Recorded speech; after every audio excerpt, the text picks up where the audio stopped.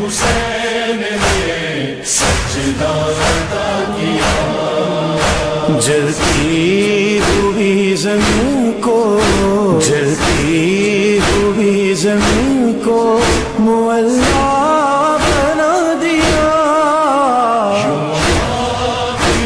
حسین نے سجدہ ادا کیا۔ آیت اللہ سید احمد خنساری ان کا نام ہے، بہت بڑے عالم دین، بہت بڑے عارف، کئی سال ان کے سارے واقعات ہیں۔ انہوں نے ایک مرتبہ دعا کی تھی، جب قحط سالی کا زمانہ تھا، دعا کی تھی کہ پروردگار بارش نازل فرما۔ بارش ہوئی اور ایسی بارش برسی کہ لوگ دوبارہ آئے ان کے پاس، کہا کہ آپ خدا سے دعا فرمائیں کہ بارش روک لے۔ تو انہوں نے دوبارہ دعا کی تو یہ قطع آب ہوا اور بارش برسی۔ اتنے بڑے عالم کہتے ہیں ان کے بارے میں کہ جب وہ نماز شروع کیا کرتے تھے تو اذان اور اقامت کے بعد اور نماز شروع کرنے سے پہلے ایک سلام کیا کرتے تھے، کہتے تھے السلام علیک یا ابا عبداللہ، اے حسین تجھ پر ہمارا سلام ہے۔ اور یہ ہر نماز کے اندر ان کا طریقہ کار تھا۔ جو پیچھے نماز پڑھنے والے تھے اس میں شاگرد بھی ہوتے تھے، علماء بھی ہوتے تھے۔ انہوں نے آ کر ایک مرتبہ سوال کیا کہ آیت اللہ خنساری یہ بتائیے، یہ جو آپ جملہ درمیان میں ادا کرتے ہیں السلام علیک یا ابا عبداللہ، آپ مرجع تقلید ہیں، آپ جو بھی بات کریں گے وہ قرآن اور حدیث کی روشنی میں ہوگی، بتائیے کوئی حدیث موجود ہے؟ آپ کا ہر عمل حدیث اور روایت کے مطابق ہونا چاہیے، آپ کے لوگ تقلید کر رہے ہیں۔ انہوں نے کہا کہ میری نظر سے تو کوئی روایت نہیں گزری، لیکن مجھے اتنا یقین ہے میں جو نماز پڑھ رہا ہوں وہ حسین کے سر کا صدقہ ہے۔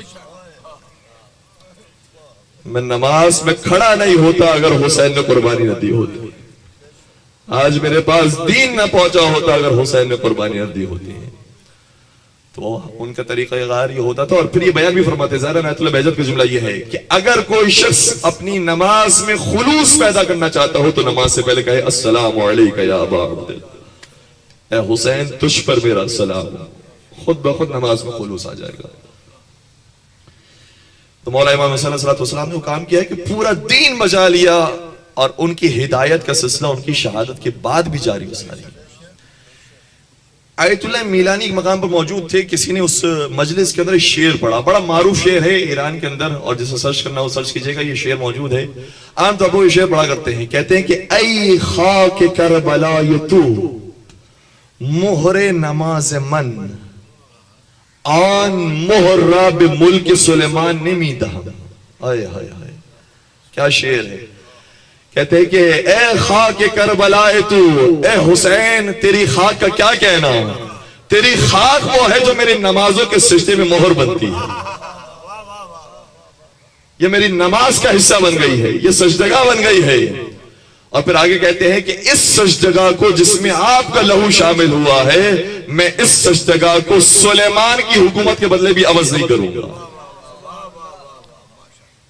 سلیمان کی حکومت کے بدلے بھی میں اسے تبدیل نہیں کروں گا۔ جب یہ شعر کہا ایک مقام پر ایک مجلس کے اندر تو آیت اللہ میلانی موجود تھے، بہت بڑے بزرگ ہیں، انہوں نے کہا کہ اس شعر کی ذرا اصلاح کرو، تم نے یہ کہا کہ اے خاک کربلا یہ تو مہر نماز من، اے خاک کربلا تو میری نماز کو مہر بن گیا ہے۔ کہو نہیں، اے خاک کربلا یہ تو اصل نماز من،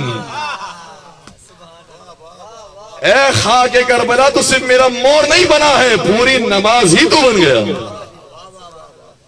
اگر تو نہ ہوتا تو میں نماز کے لئے کھڑا نہ ہو سکتا، مجھے بندگی کا کرنے کا سلیقہ ہی نہیں آتا اگر حسین ابن علی نے اپنا سر نہ کٹایا ہوتا۔ تو حسین ابن علی کی جو ہدایت ہے وہ شہادت کے بعد بھی جاری ساری ہے۔